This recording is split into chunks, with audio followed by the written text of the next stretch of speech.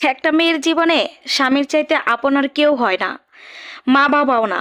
স্বামী যদি পরকীয়া আর নেশা না করে তাহলে আপনার চাইতে ভাগ্যবান আর কেউ নেই। থাক না সে তার পরিবারের প্রতি দুর্বল, আর থাক না তার ইনকাম কম, মনে রাখবেন বিয়ের পর মা বাবার কাছে একটা মেয়ে অনেক বেশি পর হয়ে যায়। তখন বাবার বাড়িতে দুদিনের অতিথি হিসেবেই তারা জানে।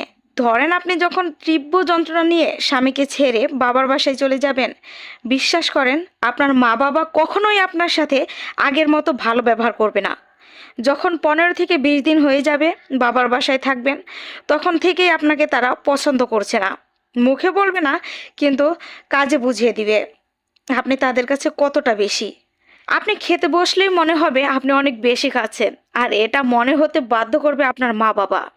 একটা সময় পর আপনার সাথে আপনার মা বাবা এমন আচরণ করবে, না পারবেন আপনি বিষ খেতে, আর না পারবেন আপনি বেঁচে থাকতে। তখন তাদের তিক্ততার কাছে মরণটাও তখন ইজি মনে হবে। এর মধ্যে যারা নিজের খরচ নিজে চালাতে পারবেন, হয়তো তারা মা বাবার মতো আপনজনের কাছ থেকে মুক্তি পাবেন।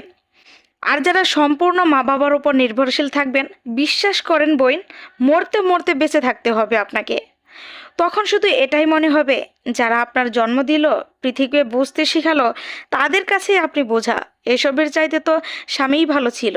সেখানে তো আর তাদের সাথে আপনার রক্তের সম্পর্ক নেই, তাই তারা খারাপ ব্যবহার করলেও সেটা সহ্য করার মতো থাকবে।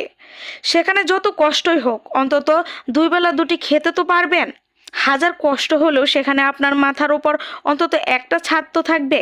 শ্বশুর বাড়িতে লোকদের সাথে যুদ্ধ করেও থাকা যায়, কিন্তু বিশ্বাস করেন বাবার বাড়িতে আপনি একজন মৃত ব্যক্তি।